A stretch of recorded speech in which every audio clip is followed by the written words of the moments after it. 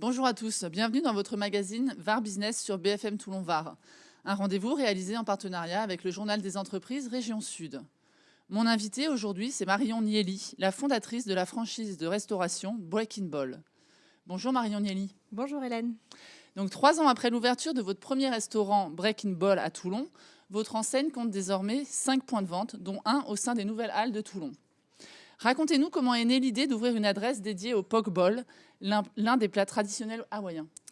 Alors, c'est tout simple, hein, je n'ai pas de grandes histoires romancées à raconter malheureusement. Tout simplement, lors d'un séjour en déplacement sur Paris, je tombe sur des petites boutiques, des petits shops qui vendent ce type de produits que je ne connaissais absolument pas. Forcée de goûter, hein, puisque très attirée par ce produit. Je me dis c'est vraiment chouette. Et en fait, après, ça a fait son petit chemin dans ma tête. En rentrant sur Toulon, je me rends compte qu'ici, personne ne propose ça. Il y a 3 ans, on était vraiment dans l'ère tacos, burger, pizza, mais aucune alternative un petit peu saine, healthy. Et je me suis dit, pourquoi pas. C'est quoi un poke bowl? C'est hawaïen. C'est un peu le plat du pêcheur avec les restes de poissons frais tout juste issus de la pêche et des ingrédients, des condiments, voilà, pour finir les restes. Aujourd'hui, le poke bowl qu'on connaît est un petit peu moins traditionnel. C'est plus le poke bowl californien qui a été mis, voilà, à la sauce des surfeurs avec beaucoup de sucré salé, des ingrédients un peu plus conventionnels. Mais donc, c'est un plat très complet, très sain, sur une base de riz le plus souvent ou de céréales, initialement avec du poisson cru et des accompagnements fruits et légumes. Vous vous êtes lancé dans cette aventure, pourtant vous n'aviez aucune expérience dans la restauration. C'est arrivé un petit peu un moment de ma vie où je souhaitais un changement professionnel. J'étais plus épanouie dans mon boulot.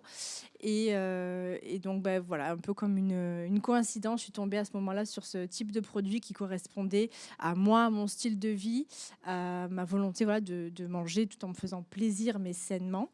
Et je me suis dit, donc pourquoi pas, mais il faut faire les choses bien. Voilà, étant donné que je n'étais pas dans la restauration, j'ai eu la chance d'être entourée de personnes qui, eux, ont déjà des commerces en restauration, qui m'ont donné des contacts de fournisseurs. Et je me suis fait accompagner par un ami cuisinier qui a validé, voilà, toutes les associations de goûts et de recettes que j'avais pu imaginer, qui m'a aidé aussi dans la quantification des grammages pour que ce soit quelque chose d'équilibré, de proportionné, et non pas une salade avec que du riz et très peu d'accompagnement ou inversement. Donc on a fait un long travail déjà d'élaboration de recettes, puis de confirmation, de validation par cet ami cuisinier qui a tout validé plat par plat. Donc finalement, une fois prête, vous avez ouvert votre premier restaurant le 19 mars 2019. Aujourd'hui, il en existe donc un total de 5, dont 3 en franchise. Ce développement avait-il été envisagé dès le départ? Alors, tout à fait honnêtement, pas du tout. Quand j'ai ouvert, je disais un petit peu sur le ton de l'humour à ma famille et mes amis que déjà, si je faisais 10 bols par jour, enfin par service, à l'époque, j'étais ouverte que le soir, ce serait génial. Donc, j'avais pas cette ambition-là. Au fond de moi, évidemment, je m'étais dit ça serait génial qu'un jour ça puisse se développer et que j'ouvre un deuxième restaurant, voire plusieurs. Mais c'est vrai que voilà, les démarrages ont été un peu difficiles parce qu'à l'époque, le produit n'était pas démocratisé. Et donc, peu de monde croyait en ce projet. C'est une rencontre qui vous a donné l'impulsion pour Exactement, développer le concept? exactement. J'ai eu la chance de rencontrer Axel, qui était en fait un client à la base, qui est tombé amoureux du concept. Axel fait partie du monde du sport. Il est commercial aussi dans le domaine du bien-être, de la santé, des compléments alimentaires. Et un peu comme moi, il avait envie d'élargir son champ d'action. Et il m'a dit, moi j'adore votre concept. Est-ce que ça vous dit qu'on s'associe, on associe nos compétences et que j'ouvre un premier restaurant.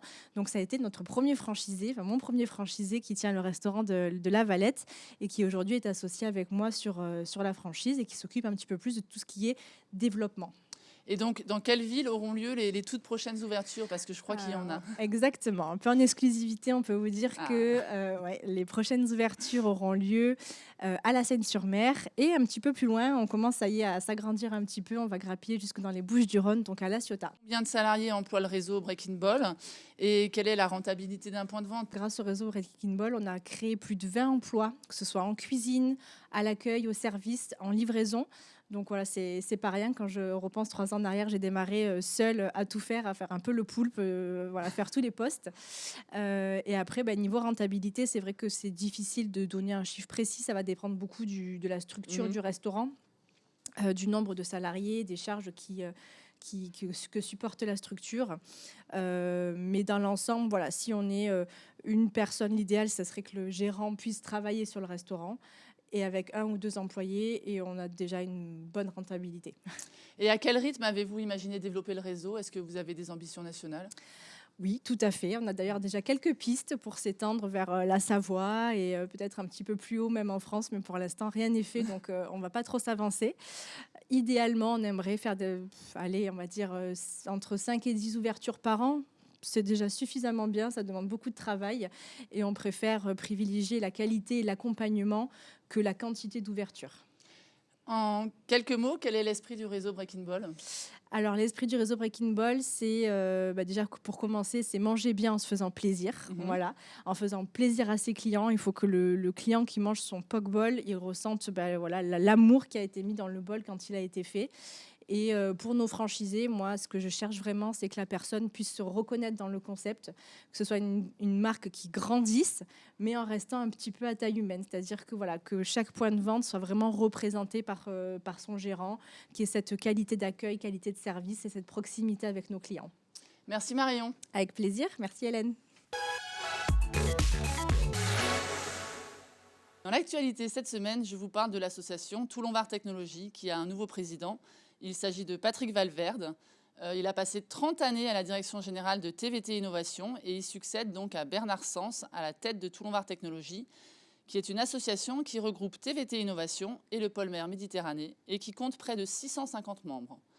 Patrick Valverde entend écrire un nouveau chapitre de Toulon Var Technologies autour de 3 priorités: renforcer la visibilité de Toulon, accompagner les entreprises et entrepreneurs et développer le territoire. Je vous remercie et je vous dis à la semaine prochaine pour une nouvelle émission VAR Business.